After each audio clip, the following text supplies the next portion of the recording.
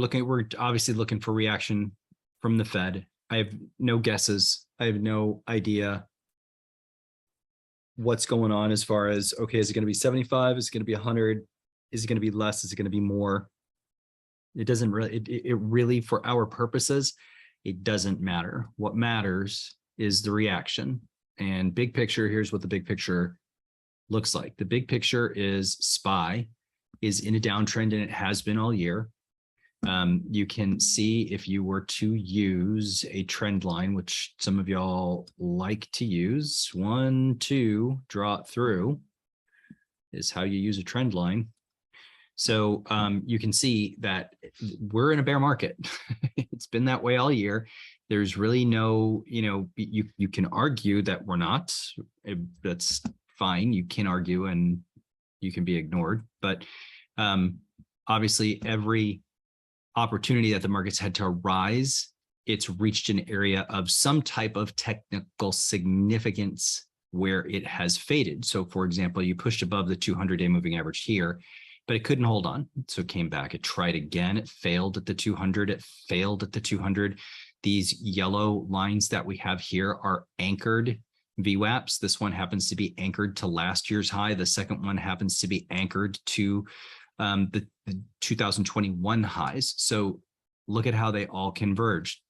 If the market is going to be righting the ship and moving in an upward fashion, you kind of need all of these other technical indicators helping you, in addition to good news globally. So we don't have a lot of good news globally. You got Vladimir Putin still threatening to use nuclear weapons. Right now, the SPY is at the pandemic low, anchored VWAP. So it's been hanging out here for the last couple of days. No surprise, because we're waiting on the decision from the Fed. The most recent high here, which was back on the 12th of September, there's an anchor here, which is kind of aligned with the 8-day moving average. I'm just going to lose this for right now. Other traders use different indicators like the 5-day. So I don't have a problem with that. I just use what works for me. I'm looking at, from a technical standpoint only, not news driven, technical only. I'm looking at a market that is struggling to continue its move higher. It doesn't mean that it can't move higher, but it is running into areas of resistance. I expect more of the same in any move up. I'm expecting that it will run into some type of resistance. And if it does not, the things that we look for are moves, for example, the 8 crossing the 21. So that would be an indication of a potential change in direction. I think, let's see, Ryan's asking me, what are the yellow lines? So these 2 yellow lines are anchored VWAPs, year to date anchored VWAPs. So your anchor from this year's high and the first day of the trading year, and the anchor from last year's opening trading day. So you see how they're all converging with the 200. So this is a likely area of resistance at this given point in time. This yellow line right here is a Fibonacci. If we back up and look at the SPY on a big, longer term basis, this is the pandemic low. This is the all-time high. This is a retracement, a Fibonacci retracement of 382, giving us a target of around 379.54. My opinion has been and continues to stay that this area at 350 is more likely to be tested before the SPY finally finds a place where it's trading sideways. That is my opinion. It is not to say that's what is going to happen. It is my opinion. My opinion has been wrong before. It will be wrong again. This very well could be and could mark the area of where the SPY decides it's finally seen enough damage. I just don't believe that. That's all. I don't think there's enough technically telling me that, and I don't think there's enough news-wise that's telling me that. So also, when I'm looking to trade something off of the Fed, I'm typically waiting for, and you're going to have two events. You're going to have one is, okay, what's the rate increase? How much is it? And then you'll see some algos trigger off. Very often what happens is the first move, the first reaction is often the wrong direction. for the market to be moving, and you can take the other side. That happens often, usually by the third 1 minute candle after the announcement. The other thing that's going to be tricky is that there is a presser at 2:30 Eastern that will also offer another opportunity for trading. It's very possible that you see wild trading right here in the next minute. It's also possible that the reaction is muted. Do I have any idea if price is already priced into the market? No. If you make that statement, how do you know? How do you know? It is a guess. You don't know what's going to come out of anybody's mouth. You don't know what's going to come out of, you don't know what kind of voice, intonation, or inflection Jay Powell is going to use in his presser. So we're going to look and we're going to be patient and see if we can find an opportunity for scalp. We'll also take a look at some of our long-term positions and if there's an opportunity on some midterm or slash swing types of positions.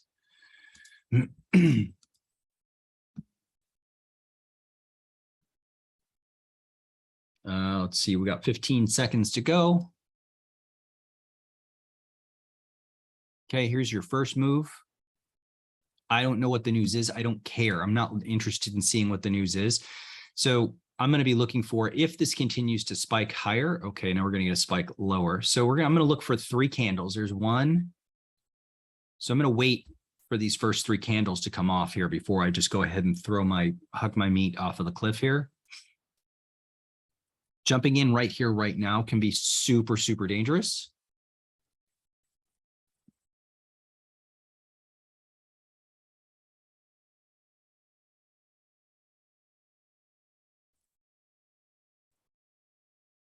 Okay, more flushing out. Let's see if there's anything. See, to me, this is going to be looking to set up for a possible pop. Let's see what we got coming in here. TQ puts 5 minutes before. I don't have anything else hitting right now. Okay, so I got TQ bears. Oops, wrong one. Sorry about that. Okay. So if I can, I might be looking for an opportunity to catch some pop here. Some of the other numbers that we're looking at from our high frequency trader desk. I'm looking for some information that might indicate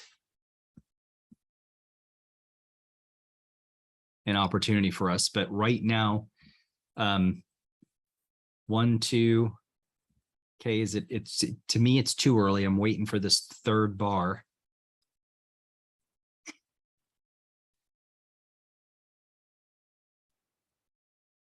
And if they flush it down to this bigger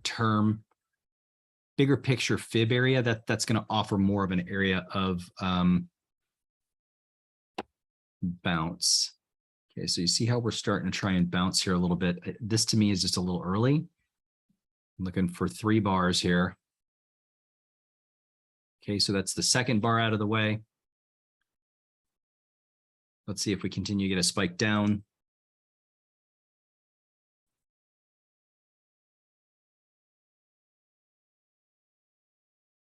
These FedEx puts that I have are not working with me very well. Let me pull up.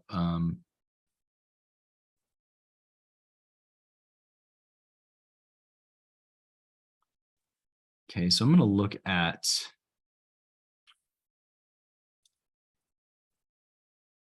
I don't feel like messing with today's calls. I'll look at Friday's calls. And if I want to play this and I'm looking to make some money off of what I think will be a pop, I'm going to look at the monies. I'm going to let this play out.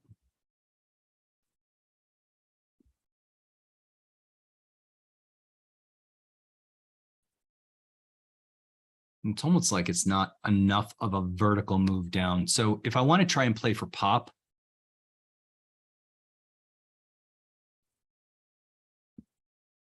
I can try and play for pop here.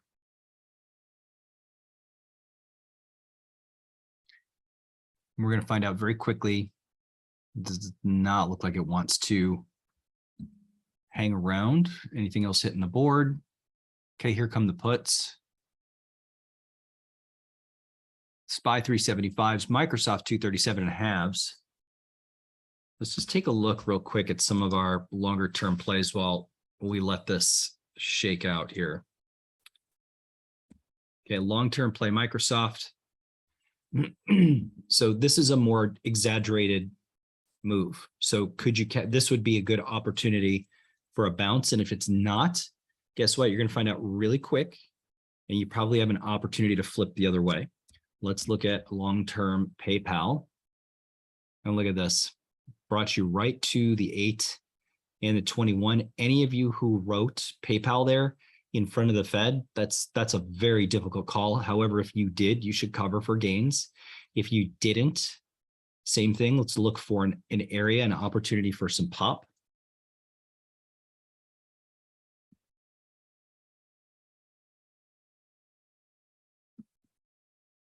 Okay, so now this area is broken. We're going to get a test of that fib, in my opinion. So here's the area right here. Okay, so if you are short right now, this is your place to cover at 379.50. If you get close, you got to start taking some profits. IWM bears, they've been hitting IWM bears all week. These are decent sizes. They're not, I don't see millions of dollars coming in here. Okay,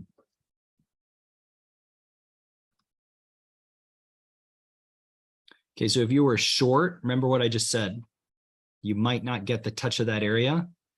So I don't mind playing for a little bounce trade here. So I'm taking some long.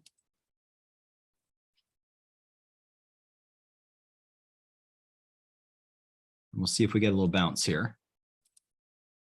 Nice, easy scalp if we can get it.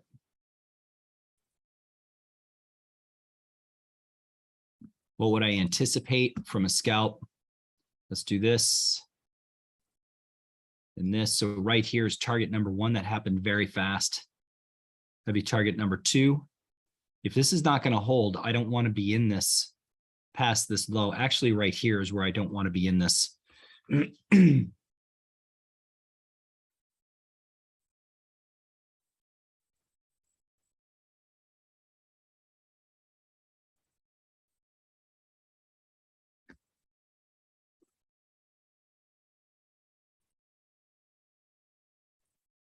Okay, so I'm likely going to have to cut this. Let's see.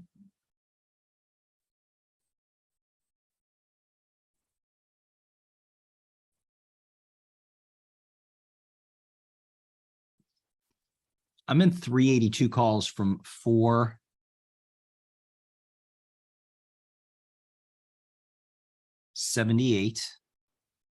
So they're barely green.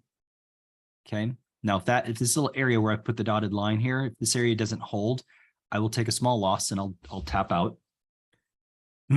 Area for a bounce.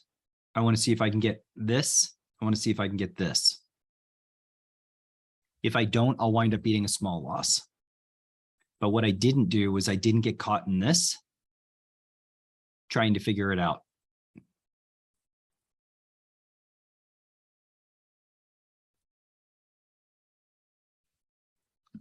Anything coming in?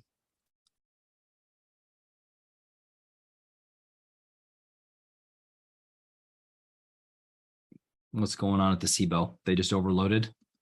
My order went through. Okay, here's a pop, right? So this is likely to be a decent looking scalp. Yep, here we go.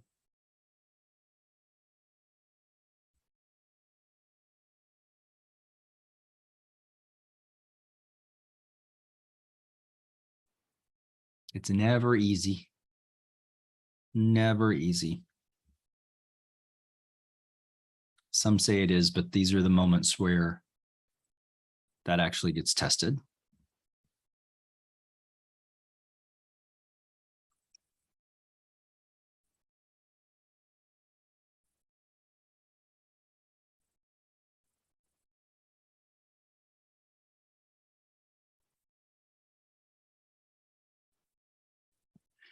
All right, I can start taking profits anywhere now.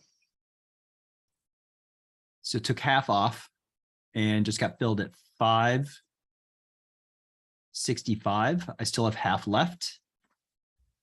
And now I can afford to be a little bit greedy and see if I can, oh, look at that.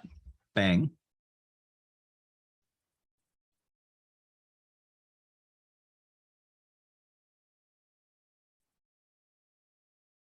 I can see if this is going to trade back out.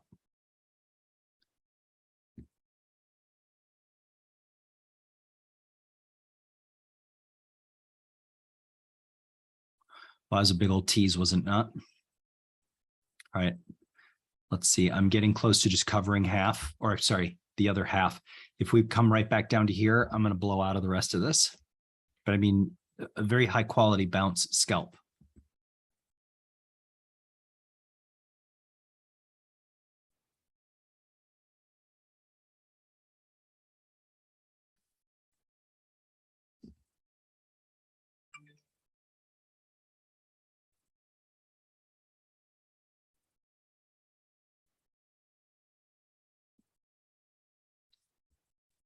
Anything else hitting the board? Okay, no.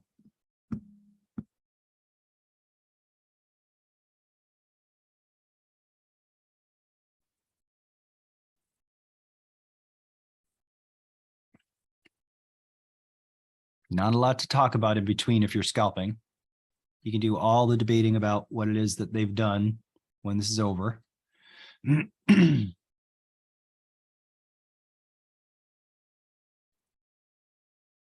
All right.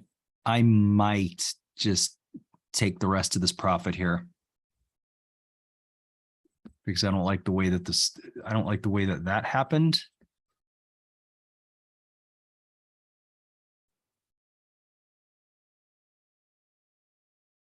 As a scalper, that's one of the things that you have to deal with.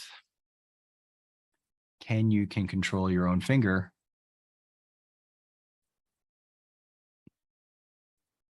All right, I'm out of this trade. All right, so that was a good scalp. Now, the other school of thought is after you get a pop like this, was the pop an opportunity for you to short? So if you were looking at the other side of the trade, it's very possible that pop up and you got very, very close. I mean, the thing is you had a 50% retrace. It happened so fast on this candle that I couldn't get out of the other half. It was so, if you guys noticed, it was so quick that if you don't have an order already sitting there, it's going to be hard for you to get out. So it ripped through the 50% retracement. So you got the markers, the area that we look for exits. Was I being a little greedy thinking you could get a full retracement? Of course, I'm a trader, so why wouldn't I think that? Now, the other side of the coin is that if you're a trader thinking, hey, this fib still needs to get tested and this little pop back up, on a pop back up of a retracement, you could have waited for a 50.5 for an entry for a short. And currently that's working. Now, if that was your thought process, what you're looking for is this low to get taken out, the fib to get tested, and then look at the extension of a very short-term Fibonacci is right down here at 379.08. So anywhere, if you get this move to flush out, anywhere in here is going to be your target zone for taking some profit. So that being said, I also have some ideas about Netflix and PayPal. So that little scalp trade for now is done. Don't forget, Jerome Powell is going to speak in about 15 more minutes. So we'll likely get another opportunity for another scalp. But let's take a look at some of the longer term opportunities and what we can do. So just from big picture, remember, look at where we were. We were at an anchored VWAP off of the pandemic low. So this dates back to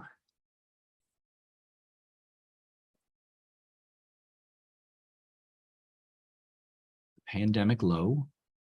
I suppose I could tighten that up just a little bit, right? Yeah, so that's February 5th of 2020, right? March 23rd, 2020, sorry. And let's take a look. Okay, now the other side to this as well is that, remember, I am still in SPY October 370 puts. So even though I was scalping my longer term, medium or mid longer term compared to what I was just trading, is that I think we're coming to this area. So I have those SPY 370s, that's those October 370s in my back pocket, right? We've been trading puts most of the year. Now, granted, we've given some back here. We gave some back here, but by and large, the puts have worked quite well, and we've been able to leverage profits to continue in those positions. So only a couple of spots on the big picture, only a couple of spots where we gave back some profits and have been able to stay in. So here's your fib getting tested on a longer term basis. Let's take a look at, from a condor standpoint, what are we doing on Netflix? Now, I like Netflix from a condor standpoint. Let's look at next week. Some of you crackheads were trading Roku. You shall remain anonymous, privateer. All right, so where can I go and get a couple of bucks, right? I can go 262 and a halves.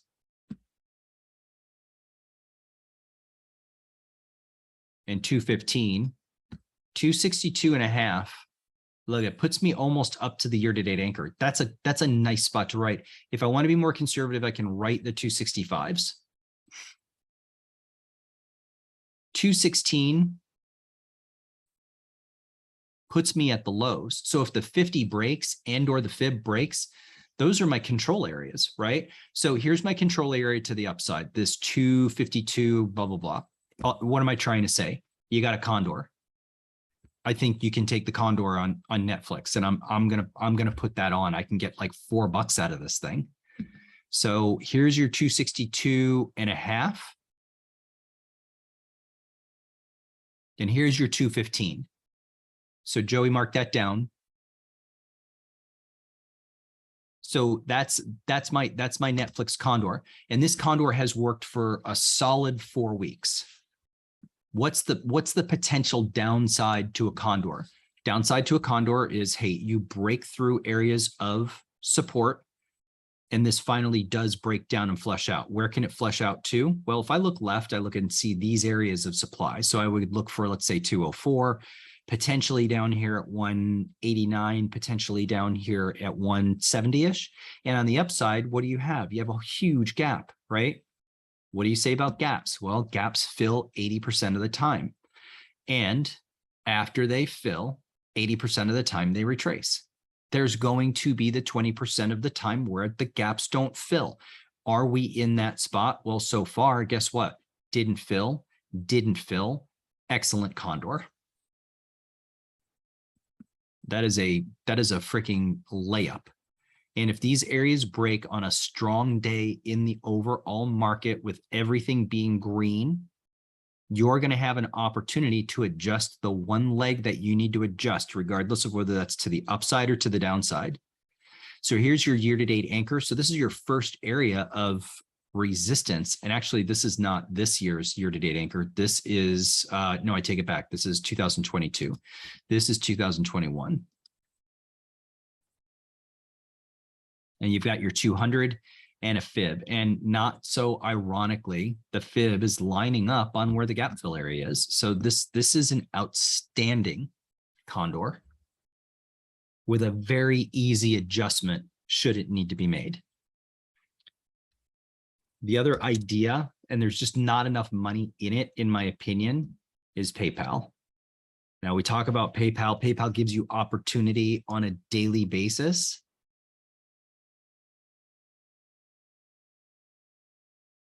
To trade it. So we talked about it this morning, waiting for the areas of extremity to trade PayPal. Now take a look at this, just from a technical standpoint, only technicals, that's it. Something's going to give. Why? Well, because you've got the 8 and the 21, and look at what's recently happened. The 8 has crossed the 21 in a downward fashion. What's holding PayPal up right now? The 50 is. Look left. Look at how many touches you have at this price area. Now, granted, this was far away from where the 50 was as compared to now, which paints the picture from a technical standpoint only that if the 50 can't hold, you have reason to believe that you could flush out. So if you like PayPal from a condor standpoint, in my opinion, risk is to the downside. How much can you get paid on a PayPal condor? Probably not enough. $1.18 on 98s and 85s. 98, okay, not bad. What was the other strike I just ripped off? 85.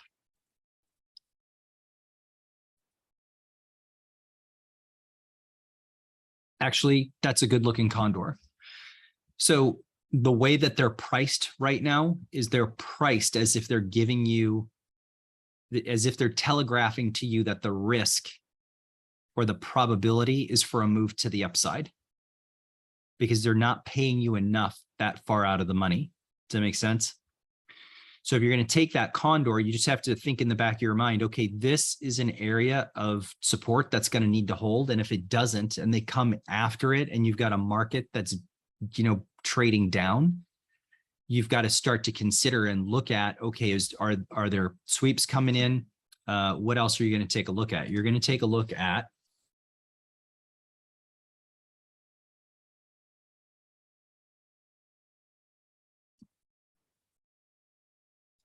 how's RSI PPI looking? Well, sorry, CCI. So, you know, you're at an area where it's being offered some support, which ironically or not ironically lines up with the 50-day moving average.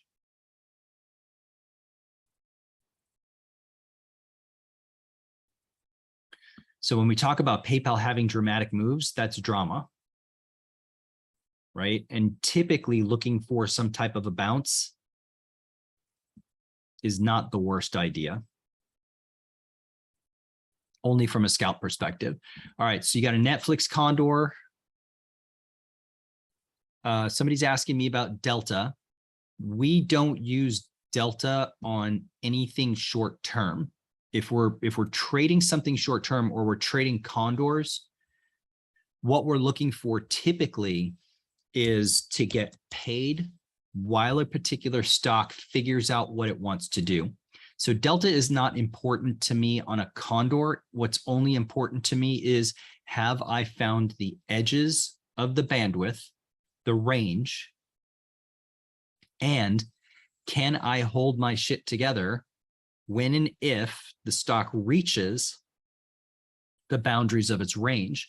What am I going to look for? Well, I'm going to look for flow. I'm going to look for RSI, CCI. I'm going to look for level 2 tape. Is there a strong buyer? How long is that going to last? And then what do I have to do? My adjustment is to change the short leg. So if I'm in a 262.5 and I adjust when the stock gets here, let's say to 252.09, and I'm kind of a punk and I'm afraid, and I adjust that 262.5 and I buy it back, what happens if it fades? See what I'm saying? That's why you're giving yourself enough cushion. Delta's got nothing to do with the amount of cushion that I'm giving myself in that type of scenario. Delta helps me when I'm looking at a long-term position to establish a position that is basically the same or very similar to holding shares of stock. So for example, if I want to hold PayPal longer term, and I want to hold it for any significant period of time, which I'm going to be looking for at least a year, the sweet spot for me is around 80 deltas. So that makes this a $32 option compared to a $92 stock. So I'm using Delta to give myself basically the same type of position as the shareholder has. Now, do I get 20 cents less per dollar of upward movement compared to the shareholder does? Of course, But what are my advantages? My advantages are, well, if that now moves from an 80 delta to a 90 delta, what can I do? I can roll strikes and I can collect about $10. Can the shareholder do that? Nope. Does the shareholder still have on 2/3 more capital risk than I do? Yep. Have I used leverage without using margarine? Yep. Do I have an advantage over the shareholder? No question. Am I taking less risk than the shareholder? No question. Am I smarter than the shareholder? Probably.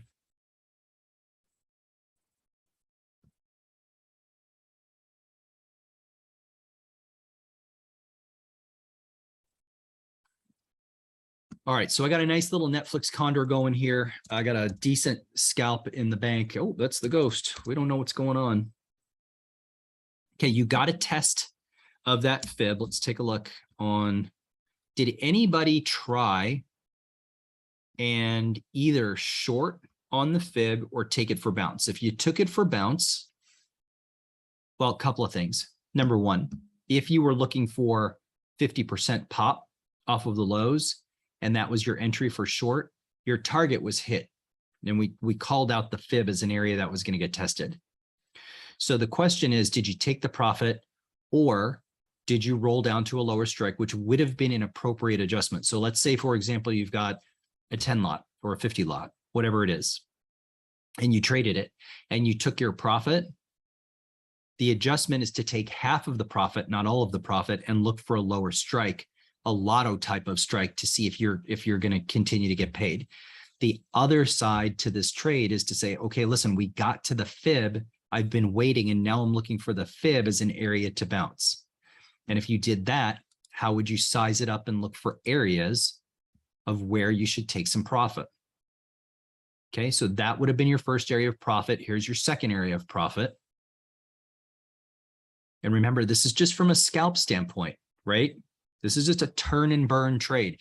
We only use these just to give us some ideas of where would be good areas for exit. It doesn't mean that even if this gets some momentum, that this whole entire range can't trade out. But if I'm scalping, I'm not that concerned about it. I've got other trades going that are going to help me. These little scalps, I'm not looking to make millions of dollars off of. I'm looking to put money in my pocket and stack so that when I see a bigger opportunity, somebody's already generated the cash for me to take that long shot, if that makes sense.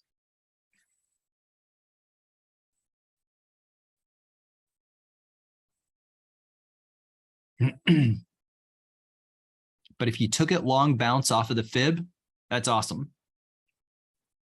I didn't. I've got a scalp and now I've got a condor on for next week. I'm good with that. And if Netflix goes berserk, I'm in good shape. So I've got on, let me do this on the daily so that I don't, it's already a little mucked up. Okay, so that's the most recent high. Okay, so I want to know about that. And then what else I'd like to know about on the downside, I'd like to know if the 21 is breaking. So I'm going to mark just a little bit below. It doesn't mean I'm going to do anything. It means that I want to know about it so that I can keep an eye on tape, so I can keep an eye on flow, so I can keep an eye on sentiment, so I can keep an eye on other things that are going on. My suspicion with Netflix is that the risk is going to be for gap fill. The question for me is, since I'm in 262.5s, I'm going to have to be on my toes because you could get a little run up to the anchor and then a fade. And retail traders that don't understand anchors or areas of support and resistance and think that they have the world on a string by saying this gap is going to fill, won't see this area where you could potentially bump your head. If you don't see the areas where you could potentially bump your head and pay attention at those areas for things like we look for, RSI, CCI, flow, tape, level 2, right? If you're not paying attention, you can very easily get caught off guard in the wrong spot. That's not what we're looking for.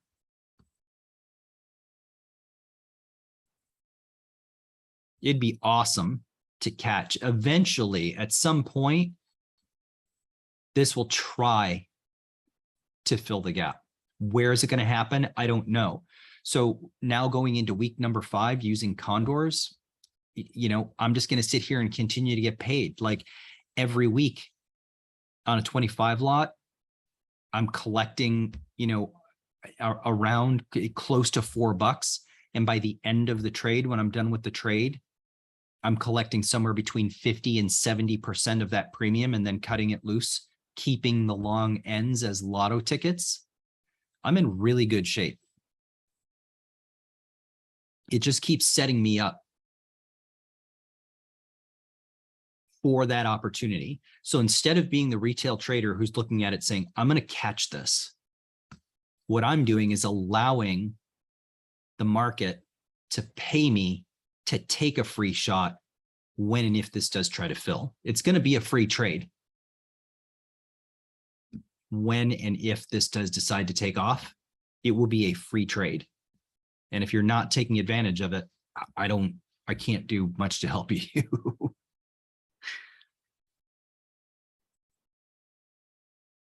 What is trying to multitask? What is the date to expiration on the Iron Condor and why? I'm trading next week's. Why am I trading next week's? Well, because it's Wednesday, number 1.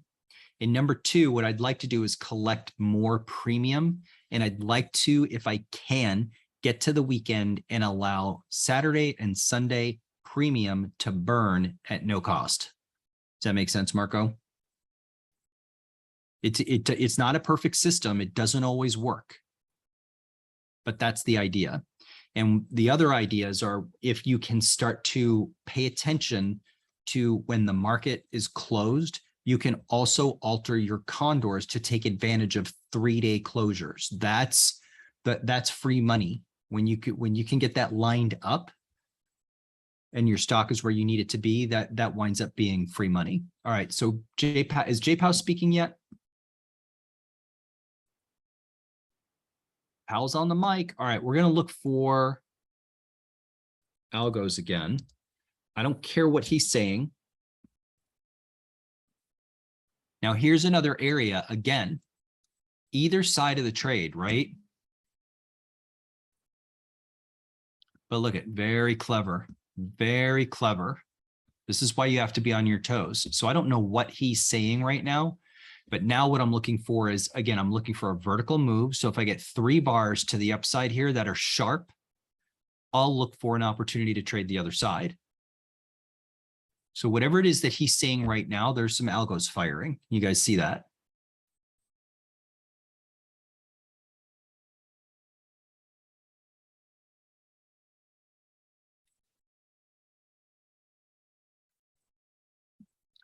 So if I want downside and I'm looking for downside, I kind of need for this area to break this 380.24. If I'm looking for upside, there's just not much I can do other than wait for it to see if it's going to come back to this area. And it's already kind of done that. But this is just, you know, run the stops, run the stops, run the stops. All right, so here's bar number 2. Some of the other stuff that we look at, high frequency trader is showing us with the cues, and we refer to it as Fat Man, which is Facebook, Tesla, Microsoft. Netflix has a negative breath to it. So I am suspicious of pops and am looking to see if I'm going to be able to scalp puts again. Well, I shouldn't say again. I should say for the first time.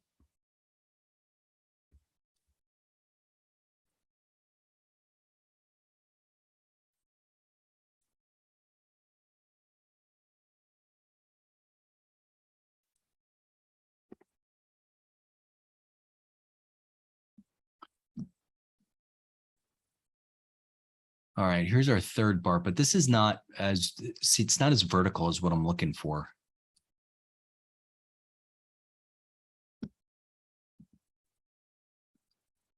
Oh, here we go. So look away. With some Boeing bears, some SPY bears, some Tesla calls, Google calls. So it's a mixed reaction right now just from the sweepers.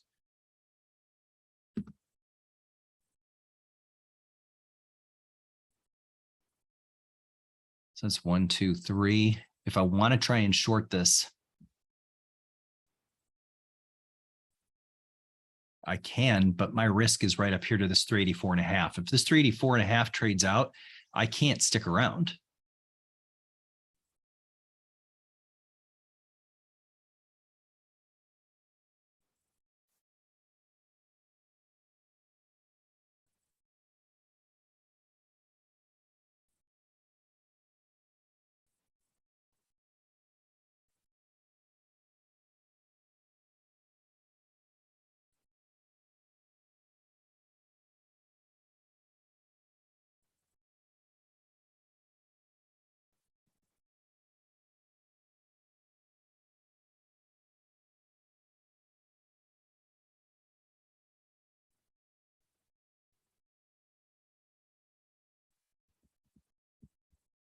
So if that punches through, you'd probably look for 3. Yeah, that's okay. Right. So I can't stick around. So you gotta eat a small loss there and wait it out.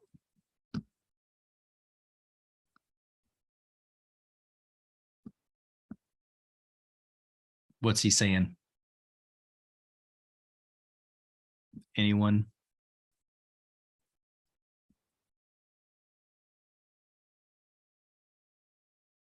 So now the next place I'm going to look to see if I get an opportunity to short would be if it completes all of this.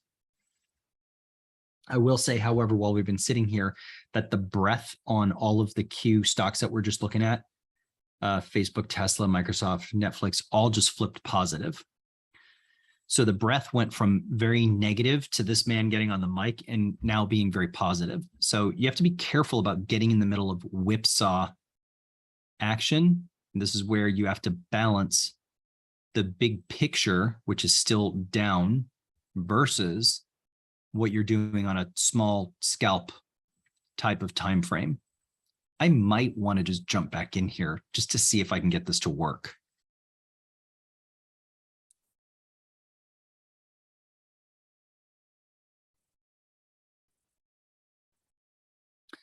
So the breadth on those Q stocks just flipped wildly again, which is you just on days like today, you just take it easy. You scalp when and where you can.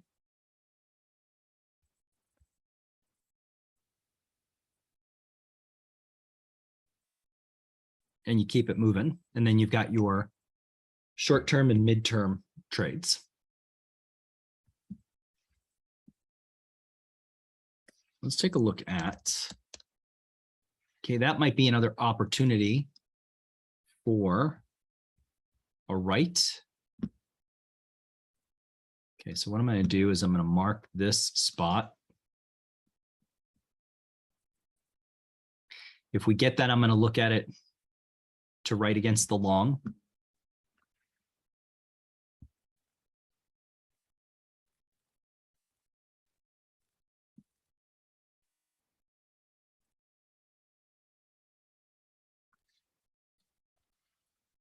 Okay, and then the anchor.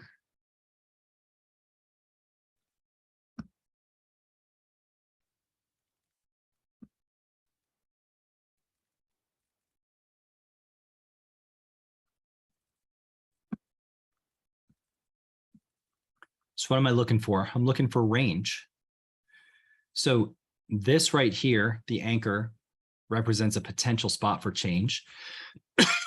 If it pushes through, I've got a target here of 388.37. I also have another target at the 8 at 389.80.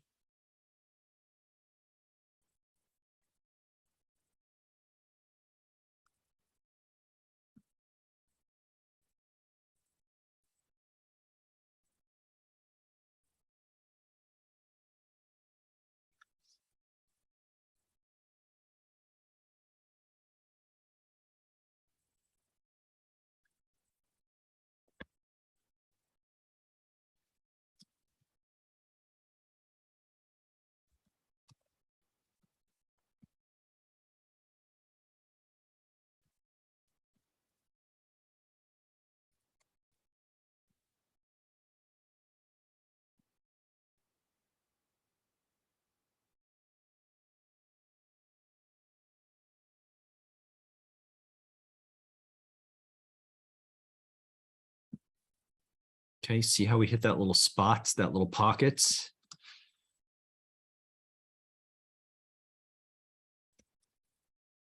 Okay, guess what, guys?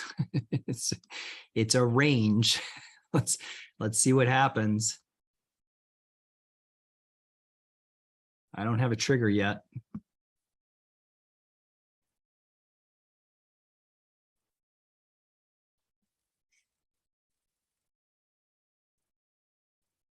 What's this man saying? Nothing burger, right? Relatively muted, acts like this is going as planned. That's my Herb impression, no problem. What did they raise rates by? I don't even know. How much did they raise rates by, guys?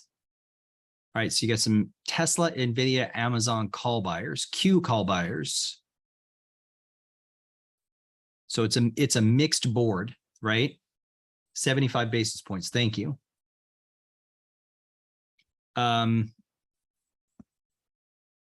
So kind of right back to what we were doing before, which is why the trade that I probably like the best, at least right now, is this Netflix condor. I'm prepared for either side and an adjustment to just one leg. I only need to adjust the short leg of either my put or the short leg of my call if the range breaks. The range has been pretty much intact since the end of July.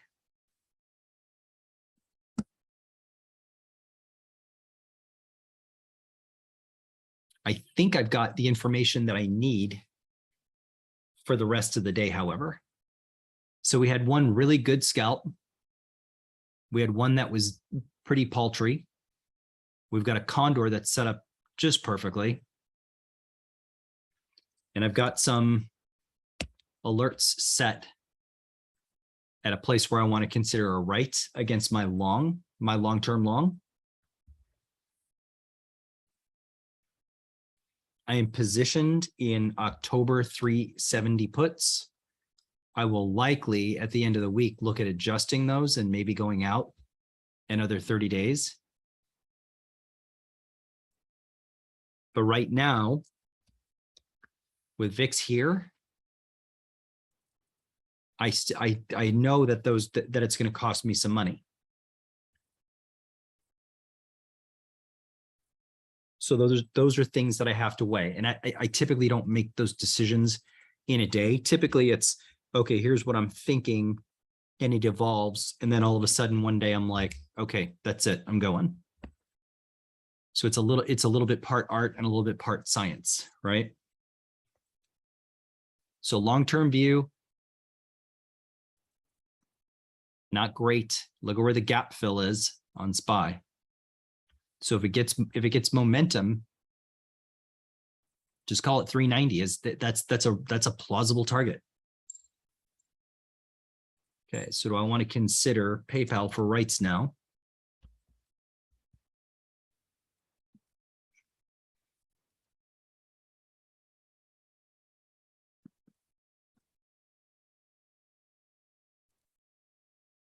Okay, so I am going to tee up some rights.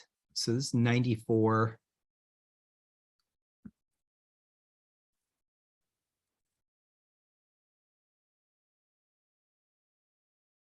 And get rid of the deltas and go to volume and open interest. Okay, what else is triggering? Okay, so now we're pushing higher. So now question is, do you get that gap fill on SPY? You can play for it. This wants to trade out the entire move. All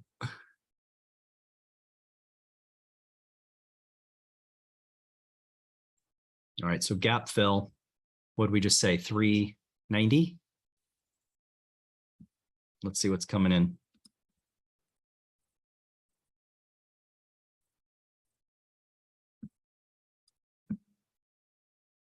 Okay, so Markman saying that PayPal had an upgrade just prior to the Fed news. Now, here's the advantage that I have as a writer of PayPal.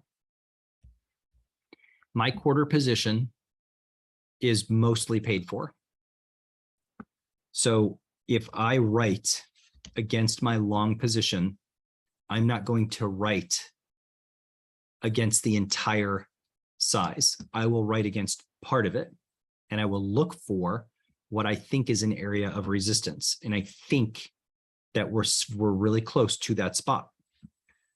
So we're at 95. So if I want to be super aggressive, I can write 95s, which will give me $2. If I want to be more conservative and see if I can just find an area where we'll fade, maybe I should just look for $1. Okay, so here would be $1. Those are 98s. Where's 98 show up? So I would give myself room from here to here to be wrong. That's on a technical basis, right? So if I'm wrong, my worst case scenario is I eat a small loss and I wait for the next spot. That's the adjustment.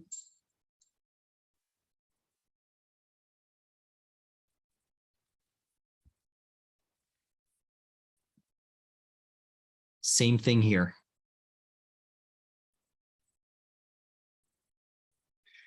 The breadth on Fat Man has now gone to 27.52. So it is pointing positive. For me, on spikes like this, I'm looking for opportunities to write or get short. Is it going to be perfect at these areas? No. Am I going to take risk? And could I be wrong in those areas for fade? Absolutely. Has the market been beaten down a lot? And could it be an area where it finally uncorks and catches some momentum? Yeah, for sure. But I have 3 different levels of trades that I go at one time. So I'm going to have some that are good on a small scale. I'm going to have some that are bad on a small scale. I'm going to have more that are good on a larger scale.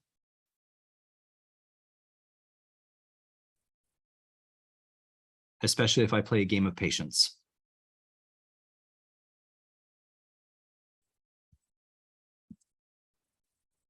And each side has gotten an opportunity to participate since the announcement. All right, so anything you guys want me to look at? There's that little fade. So if you took it short, getting a little fade. So the PayPal, here's your fade.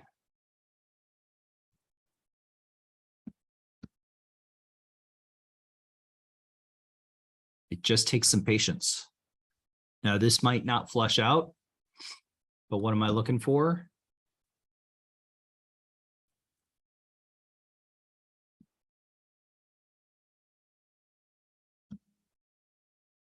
Okay, so here we are at target 1, target 2, target 3. Ideally, if I want to get paid on this right, I'd like to be here. That's gonna give me about a 50%-ish collection on the right.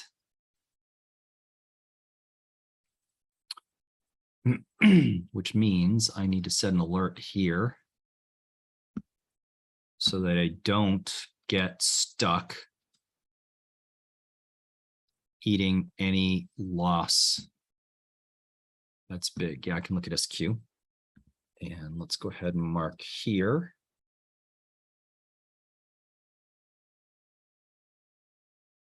And now I can turn my focus to square.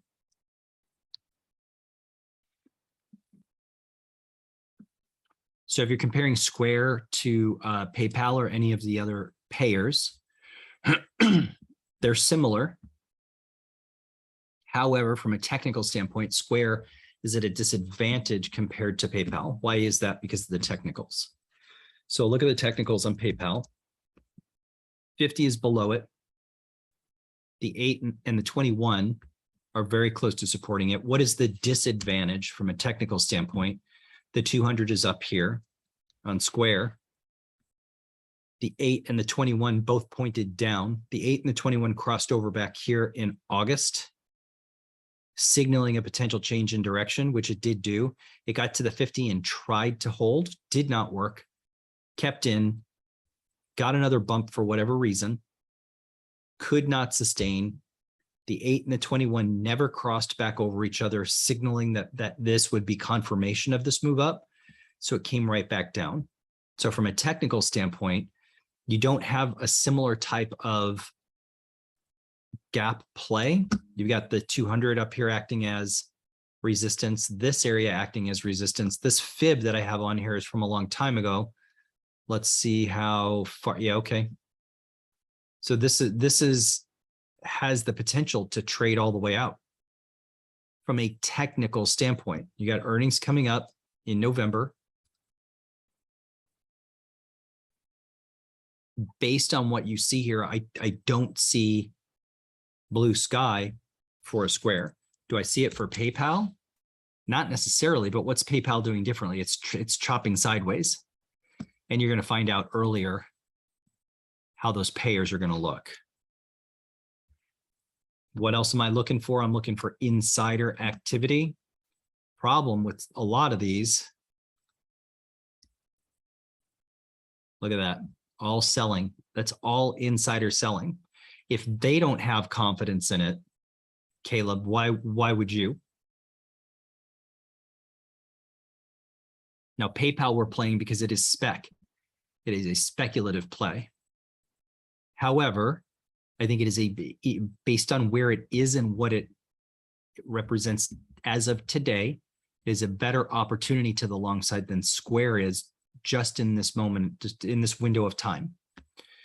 So I have less, this is a ton of selling, but at least there's some buyers in here.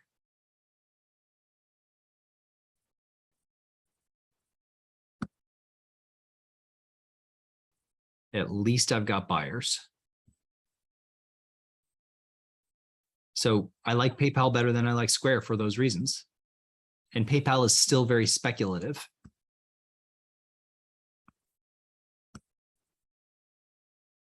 But it represents a better recovery story at the moment than Square does.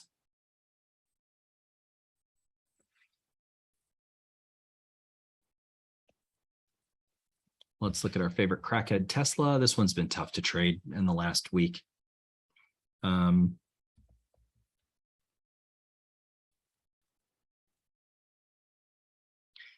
mean, the only thing interesting about this is that it is trying to find an area where it can hang on. And if I look left, I look where we're at right now. Here's something else that's interesting.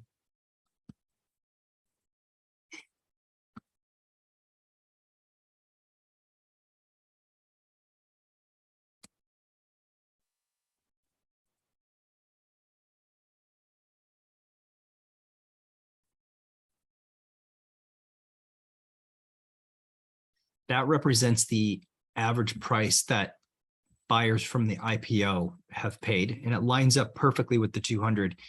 Could you get a circumstance or a scenario where Roku pops? You could. However, let's look at this on a weekly and see how this changes. Okay, so let's watch this.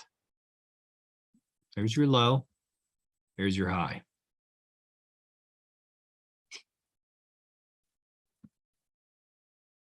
Could that trade out? It could. And that would be bad. So if you're going to trade this, in my humble opinion, what's that 50 at? 79, bottom, 61. So we'll call it 80 and 60.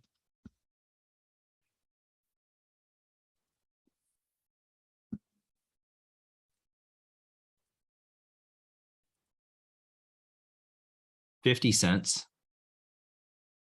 you can get $1 out of this. So if you collect a total of 50 cents, it's not a bad condor because you could get a change in direction. If this thing breaks out and rips higher, that's an easy morph. So if you want to play this and you want to play it using a condor, looking for a change in direction, it's not the worst setup. If you just have to be involved, I don't have to be involved. There was a time when it traded really well.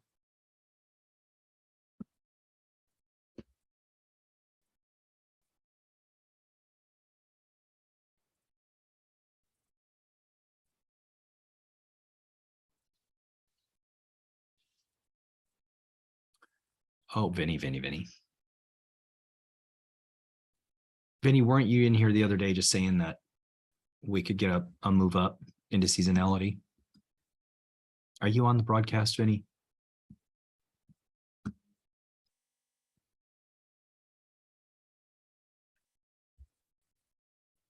All right, guys. That's what I've got. Breath on the fat man is still good. We still pushing higher.